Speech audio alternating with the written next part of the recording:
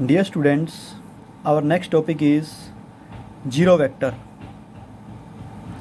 A vector with magnitude equal to 0 is called as zero vector. Direction of zero vector cannot be specified.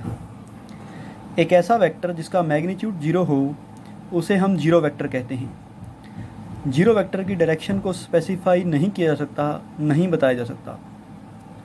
Now question arises that what is the need of such a vector whose magnitude is 0 and direction cannot be specified। यहाँ पर एक question हमारे मन में आना स्वाभाविक है कि ऐसे वेक्टर की हमें क्या ज़रूरत है जिसका मैग्नीट्यूड 0 है, मतलब मैग्नीट्यूड है ही नहीं और उसकी डायरेक्शन को हम बता ही नहीं सकते। फिर ऐसे वेक्टर की हमें क्या ज़रूरत है। तो अब हम नीड ऑफ जीरो वेक्टर के बारे में पढ़ेंगे। First point, when object returns to its initial state then its displacement is 0। जब कोई ऑब्जेक्ट कुछ देर चलने के बाद अपनी इनिशियल स्टेट पर वापस आ जाए तो उस ऑब्जेक्ट की डिस्प्लेसमेंट 0 होती है। ये आपने पहले भी स्टडी किया हुआ है। As displacement is a vector quantity we must write this displacement in vector form. तो डिस्प्लेसमेंट एक वेक्टर क्वांटिटी है तो हमें इस डिस्प्लेसमेंट को वेक्टर फॉर्म में लिखना चाहिए। Thus we need zero vector to represent displacement in such cases. तो ऐसे केसेस में डिस्प्लेसमेंट को लिखने के लिए हमें जीरो वेक्टर की ज़रूरत पड़ेगी। Second, when we add two equal and opposite vectors result must be written in vector form. जब हम दो वेक्टर्स को जोड़ते हैं या घटाते हैं तो रिजल्ट भी एक वेक्टर होता है। अगर हम दो इक्वल एंड अपोजिट वेक्टर को जोड़ेंगे तो रिजल्ट में हमें जीरो वेक्टर मिलेगा और उस जीरो वेक्टर को लिखने के लिए हमें जीरो वेक्टर की ज़रूरत पड़ेगी। तो इसलिए हमें जीरो वेक्टर चाहिए होता है। दो इक्वल एंड अपोजिट वेक्टर को जोड़ने पर जो रिजल्ट आएगा वो जीरो होगा। उस रिजल्ट को लिखने के लिए हमें जीरो वेक्टर की ज़रूरत पड़ेगी। Next is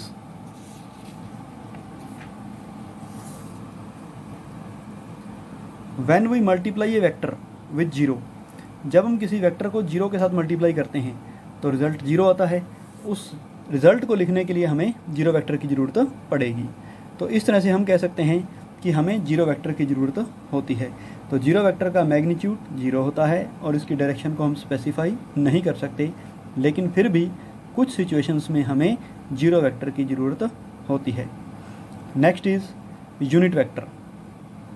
a vector with magnitude equal to unity that is 1 is called as unit vector. एक वेक्टर जिसका मैग्नीट्यूड 1 हो, यूनिटी हो, उसे हम यूनिट वेक्टर कहते हैं।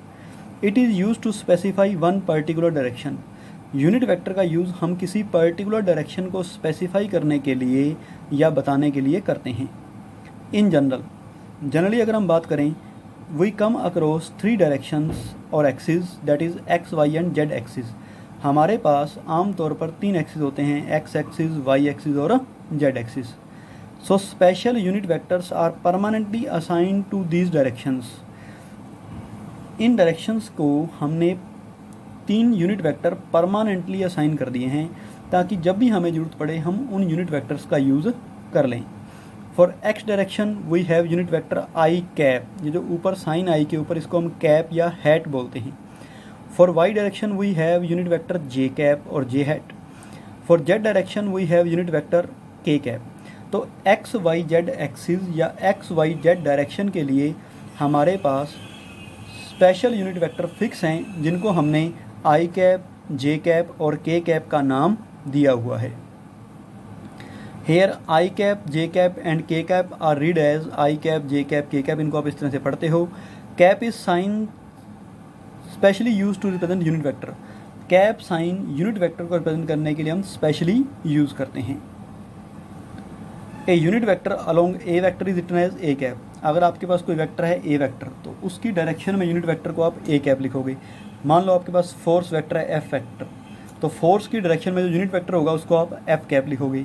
अगर आपके पास वेलोसिटी वेक्टर है तो उसका यूनिट वेक्टर आप वी कैप लिखोगे। इस तरह से कैप यूनिट वेक्टर के लिए होता है और एरो साइन वेक्टर के लिए होता है। Also we have A cap is equal to A vector by magnitude of A vector. अगर हम किसी वेक्टर को उसके मैग्नीट्यूड से डिवाइड कर दें तो जो रिज़ल्ट बचेगा उसे हम यूनिट वेक्टर कहते हैं। मतलब A cap is equal to A vector by magnitude of A vector. ये भी यूनिट वेक्टर को फाइंड आउट करने का फॉर्मूला है।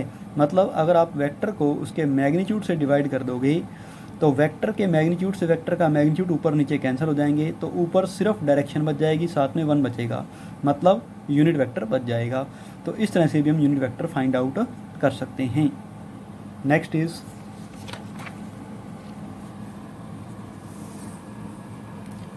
Position vector.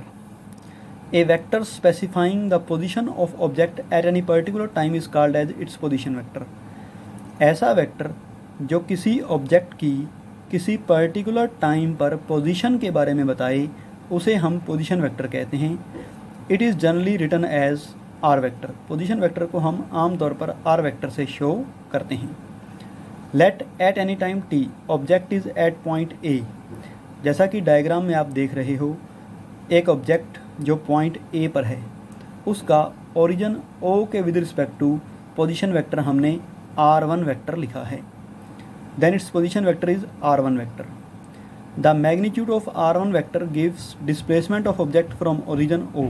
तो r1 वेक्टर का जो मैग्नीट्यूड है वो ऑब्जेक्ट o की डिस्प्लेसमेंट आता है, और the magnitude of r1 vector give displacement of object from origin o।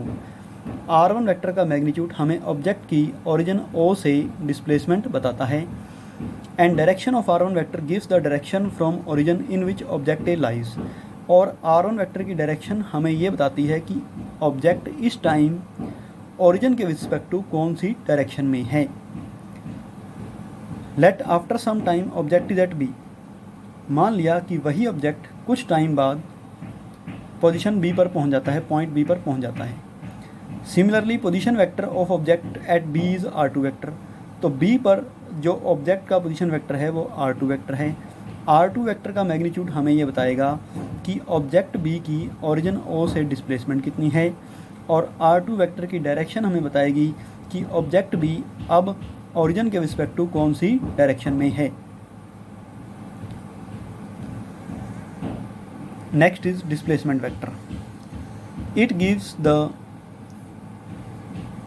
Net distance travelled.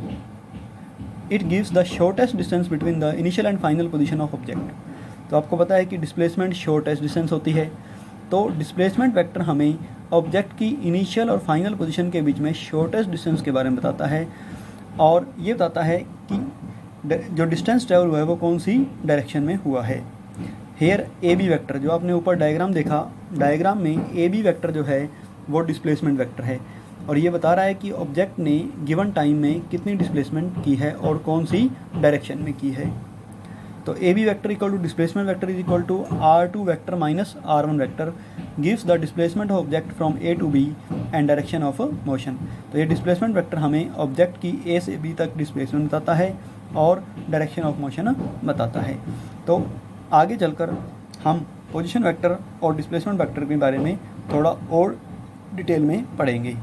तो उम्मीद करता हूँ कि ये सारी डेफिनेशंस आपको अच्छी तरह समझ आ गई होंगी। नेक्स्ट हम वेक्टर अलजेब्रा करेंगे। Thank you.